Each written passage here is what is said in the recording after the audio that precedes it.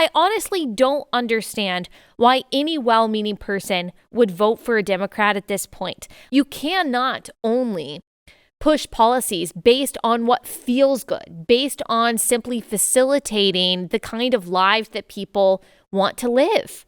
That's what progressivism does, though. That's why every single city that is run by progressive mayors, progressive DAs, and progressive city council members, why they are all like this, or at least they're heading that direction.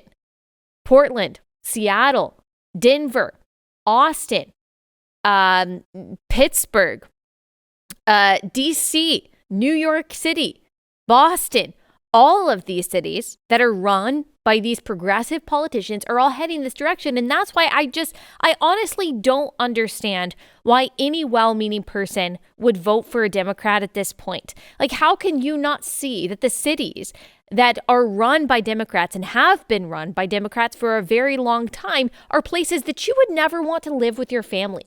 Of course, the rich parts of these cities are, for the most part, fine. But I think in places like San Francisco, the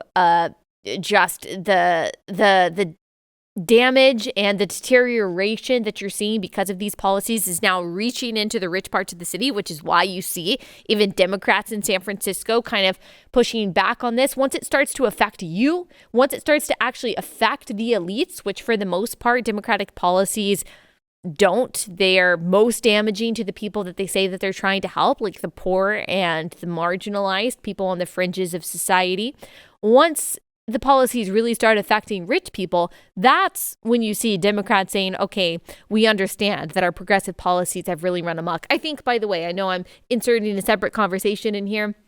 I think that's part of the reason why you are seeing some Democrats roll back COVID restrictions. One, I think it's because the midterms are coming up this year and they know it's unpopular. And so they're going to let the country get in a better mood before the midterms. And they're going to do some disaster in September, October to make sure that people are motivated for Republicans. That's how it goes. It's very tired at this point.